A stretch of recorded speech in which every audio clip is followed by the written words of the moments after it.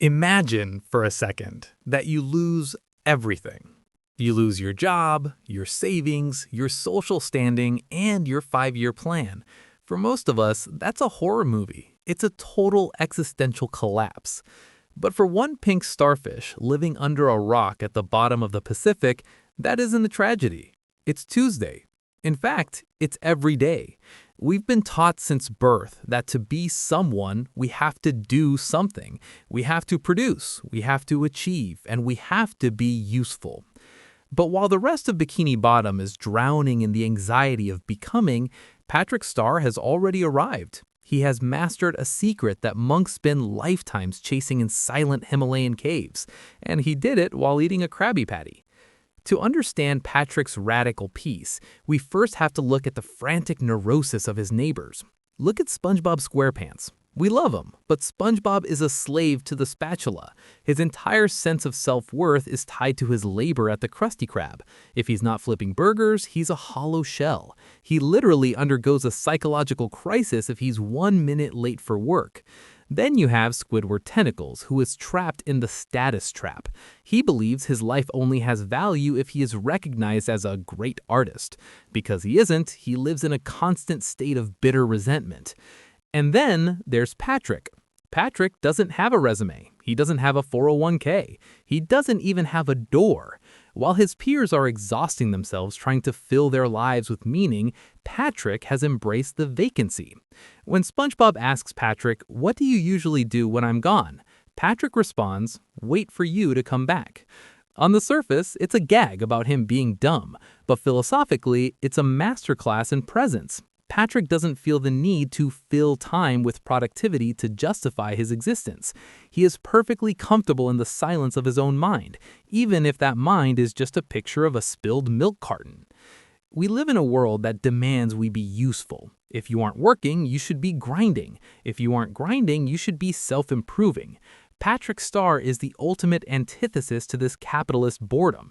He has successfully detached his ego from his output. He has realized that the burden of purpose is often just a fancy name for stress.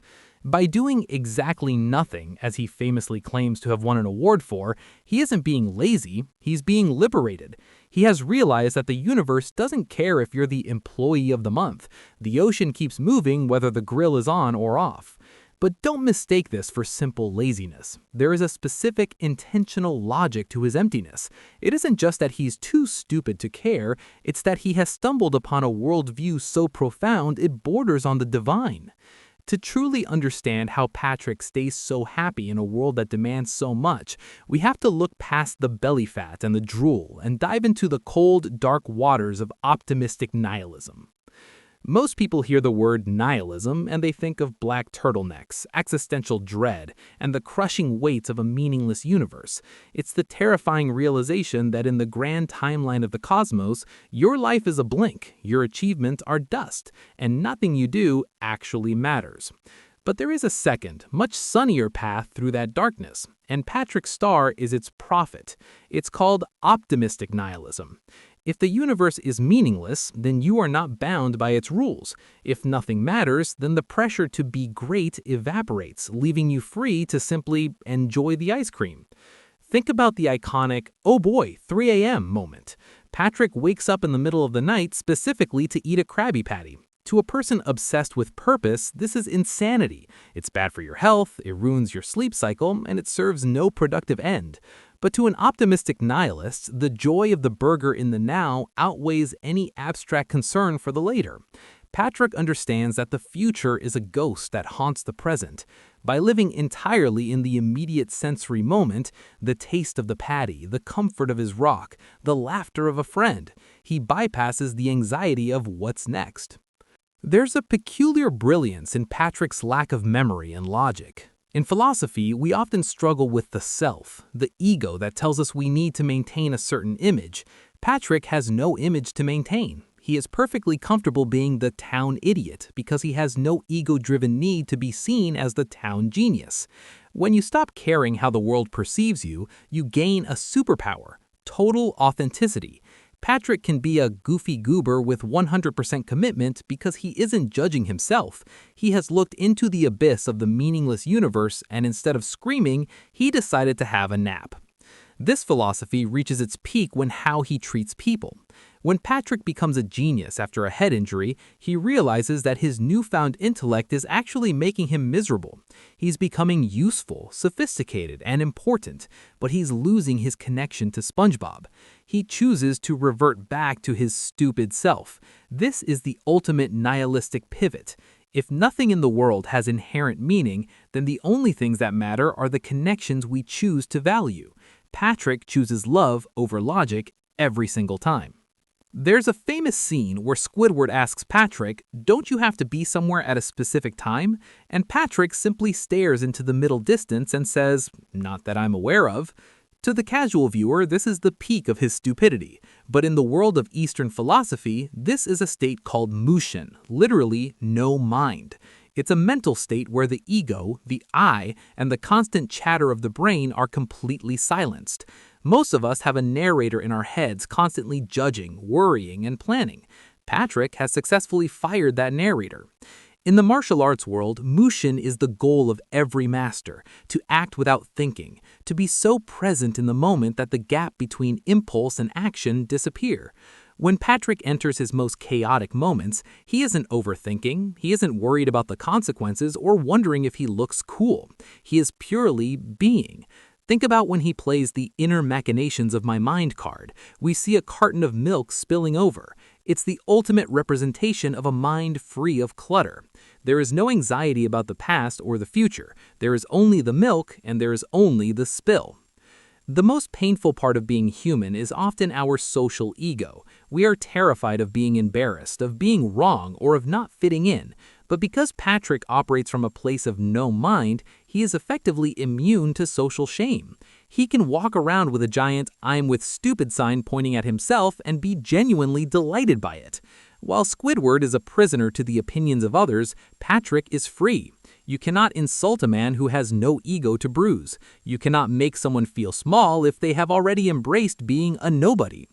We often mistake Patrick's lack of logic for a lack of wisdom, but logic is often just a tool we use to complicate simple truths. There is a deep, subconscious intelligence in his no-mind approach. He knows instinctively that a bad day isn't bad unless you decide to label it that way. By keeping his mind empty, he keeps his heart full. He doesn't let the noise of the world, the schedules, the bills, the social hierarchies pollute his inner peace. He has bypassed the intellect to reach the intuition. He doesn't know he's happy, he just is happy. This no-mind state is the engine that keeps his optimistic nihilism running. It allows him to live under his rock, free from the world's weight. But where does this leave us, the viewers? Are we supposed to just give up our jobs and move under a rock? As we wrap up this journey, we have to look at the final lesson Patrick Star has for us, the realization that nothing might actually be everything. We've spent this whole time looking at Patrick through the lens of philosophy, but there's a final uncomfortable truth we have to face. The reason we laugh at Patrick is often because we are jealous of him. We laugh at his nothingness because we are exhausted by our own everythingness. We have built a world where being busy is a status symbol, and being stressed is proof of importance. Patrick Star stands as a pink, dim-witted middle finger to that entire system. He proves that you don't need a legacy to have a life. You don't need to be useful to be worthy. Think about his name, Patrick Star. In our society, we use that word for people who are at the top of their field, the famous, the wealthy, the elite. But Patrick is a star in the literal celestial sense. A star doesn't have a job. A star doesn't check its bank account. A star just hangs in the void, burning with its own light, existing because that is what stars do. Patrick has realized that we are all just biological matter floating on a rock in space. If the universe is that big, then your failure to get a promotion is insignificantly small. Your embarrassment at a party is non-existent. When you embrace being a nobody, the whole world opens up to you because you no longer have a role you're forced to play. So, what is Patrick's secret to unlimited happiness? It's the courage to be stupid in a world that is obsessed with being smart. It's the wisdom to know that a nap under a rock is just as valuable as a day in the office, if not more so. He is the only character in Bikini Bottom that is truly, deeply satisfied, and he achieved it by doing the one thing we are all terrified to do.